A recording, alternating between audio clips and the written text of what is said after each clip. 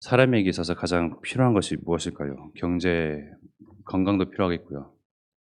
성공도 필요하겠고요. 또 여러 가지 필요하겠죠. 근데 사실상 가장 필요한 것이 인간이라 한다면 모든 사람은 하나님이 베푸시는 그 구원을 가장 필요로 합니다. 그러나 시대가 정말 점점 포악해지고 악이 그득하고 정말 그 죄성이 너무나 이제는 그 하나님 주시는 구원, 의를 깨닫지 못하는 정말 하나님을 필요로 하지 아니하는 시대 속에서 그야말로 구원도 마다하는 시대가 됐어요. 어 시대가 점점 갈수록 더욱더 악하여진다라는 것이 정말 사실적으로 이제 보여지는 것이 제 기억으로는 제가 어렸을 적만 해도 "예수 믿고 천국 가세요." 그런 것이 뭐랄까요? 통했다 그러면 좀 표현이 그런데 그런 것으로도 충분히 교회를 가는데 이끄는데 전도하는데 통했어요 그야말로. 지금은 "예수 믿고 천국 가세요.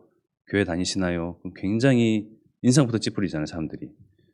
"교회 가 봤자 되지 않더라. 예수 믿는 것들이 그러면 되냐." 점점점 그야말로 이제 영이 어두워지죠. 그런 어려운 시대 속에서 구원도 마다하는 시대, 하나님도 필요 없다고 하는 그 시대, 스스로 구원을 이룰 수 있다라고 그 말하는 자부하는 그 시대 속에서 우리가 살고 있습니다. 그러나 이러나 저러나 반드시 사람은 그 구원을 마음속에 바라고 있고요. 악인이든 성인이든 스스로 구원을 이룰 수 있다라고 자부하는 사람이든 어떤 사람이든 근본적으로 구원받기를 정말 소원하고 소망합니다. 자신의 입으로 "아 난 구원받고 싶다. 천당 가고 싶어."라고 말하지 아니할지라도 근본 저 마음 밑바닥에는 구원받고자 하는 그 본성이 있어요. 왜? 영적인 존재니깐요. '아 돈이 최고야. 건강이 최고지.' 자기가 최고라고 그 말하는 자랑하는 그것들 그 가운데에 '아 정말 구원받고 싶다.' 좀 여러 가지 어려움과 문제와 여러 가지 진짜 사람이 극복하지 못할 여러 문제를 맞이했을 때 인간이라 한다면 정말 그 저 밑바닥 저 근본에서부터 외치는 것이 구원이에요. 돈도 필요 없고 건강도 필요한 것이 아니라 '구원받고 싶다.' 그런 줄 아시고 하나님께서 우리를 구원하시기 위해서 창세기 3장 15절 여자의 후손 그리스도를 약속하셨고 언약하셨고 또 계획하시기에 이르렀습니다. 하나님이 스스로 인간이 스스로 하나님을 떠났죠. 그 떠난 인간에게 하나님이 스스로 찾아오셨어요. 하나님과 같이 된다. 하나님과 같이 인제는 동등한 자격을 얻게 된다. 저 선악과를 따먹으면 하나님처럼 될 것이다. 라고 하나님을 견주던 그 인간에게 하나님은 바라지 아니하시고 잃어버린 하나님을 언약을 놓친 그 사람에게 인간에게 하나님은 다시금 언약으로 찾아오셨고 언약을 내주셨어요. 하나님이 인간의 몸으로 우리와 같은 그런 육신의 몸을 입고 이 땅에 오신 것은 다른 그 어떤 희생으로도 나의 죄, 한 사람이 죄를 범하여 사망이 들어오고 이와 같이 모든 사람이 죄를 범하여서 사망에 이르렀는데 즉 사망의 상태에 있던 나이가 필요한 것이 돈도 아니고 성공도 아니고 물질도 아니고 육신적인 어떤 것도 아닌 바로 내 문제 해결하는 것은 다른 그 모습도 아닌 바로 예수 그리스도의 피로 말미암아 예수 그리스도의 희생으로 말미암아 예수 그리스도께서 나 대신 죽으셔야만 그 문제가 넘겨지는 거예요. 넘어가는 거예요. 그런 줄 아시고 예수님께서 인간의 몸을 입고 이 땅에 오셨죠. 하나님이 이루시는 그 구원, 하나님께서 찾아오신 그 구원, 하나님께서 우리 스스로 우리 노력으로 우리의 열심으로 구원을 이룰 수 없음을 아시고 하나님께서 인간의 몸으로 입고 그리스도로 오셨어요. 바로 2000년 전에 예수님으로요. 근데 이 예수가 그리스도임을 아직도 사람들은 인지하지 못하고 지각하지 못하고 들어도 무시하고 비방하고 욕하고 그 가운데 우리는 어떤 축복을 받았을까요? 어찌하여 예수가 그리스도다. 예수 그리스도를 통하여서 내 죄의 문제, 사망의 문제, 또 우리의 인생을 그렇게 좌지우지하고 괴롭히던 운명과 사주팔자라는 그 이름으로 다 가다 놓던 이러한 사단의 문제를 해결하신 분이 예수 그리스도라고 믿고 듣고 영접하고 입으로 신하여 구원 얻는 그 은혜를 우리는 어찌하여 그 받았을까요? 수많은 60억, 70억 가까이 될까요? 세어보진 않아서 모르겠는데 수많은 사람들 가운데 정말 우리에게 이 언약의 말씀, 구원의 언약이 들려지고 믿어지고 담겨지고 하신 그 은혜 가운데 우리를 많은 2, 3, 7, 5천 종족 가운데 증인으로 쓰시기 위해서 정말 이 땅은 흑암과 공허와 그리고 어두움 그 가운데 빛으로 오신 예수 그리스도와 마찬가지로 우리를 이 세상을 밝히는 빛으로 2, 3, 7과 5천 종족을 밝히는 그야말로 빛으로 그리고 소금으로 그 역할과 그 일을 할 수 있도록 감당하도록 우리를 증인으로 부르신 그 은혜에 참으로 감사하지 아니할 수가 없습니다. 우리가 앞서서 이렇게 찬양했던 것처럼 이번 주 또한 부활주일이잖아요. 부활주일과 성찬을 또 준비하고 있는데요. 이번 주 한 주간 동안 이 부활주일 예전 같았으면 종교생활 할 땐 그랬잖아요. 부활주일 사순절이다 해가지고 그 한 주간 그 기간 동안은 굉장히 근엄하게 굉장히 최대한 죄를 짓지 아니하고 열심으로 막 그렇게 뭔가 짠하고 막 감정들을 짜내 가지고 하나님의 그 은혜를 겨우겨우 떠올리면서 감사했는데 지금은 기뻐하면 됩니다. 마음껏 자유함을 누리면서요.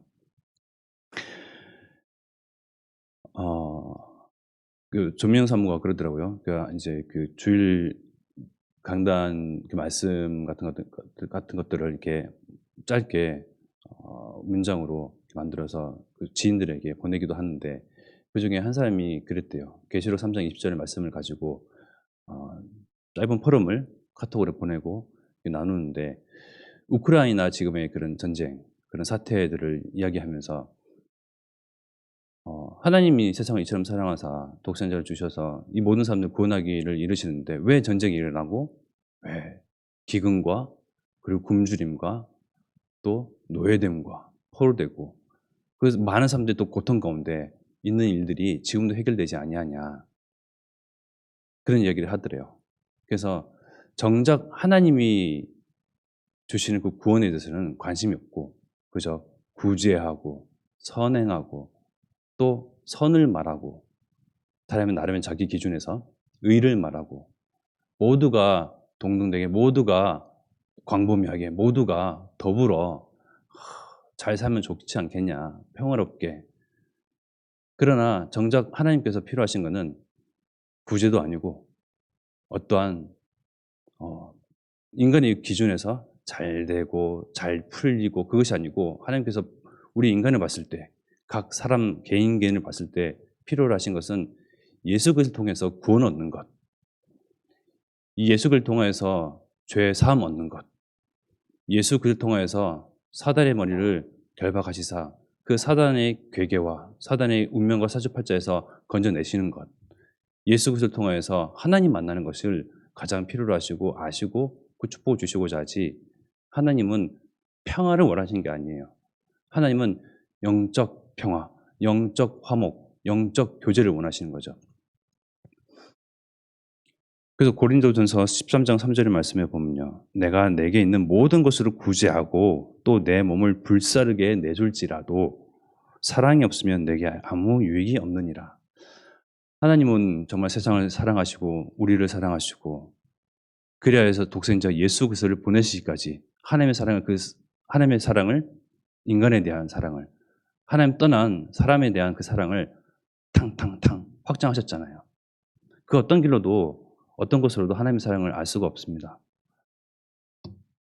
하나님이 우리를 보셨을 때에 예수 그를 통하여서 구원 얻기를 그리고 함께 하시기를 교제하시기를 잃어봤던 것 놓쳤던 것을 다시 회복시키시기를 원하셔서 그리스도를 보내셨는데 그것이 하나님이 우리에 대한 나에 대한 사랑이시다.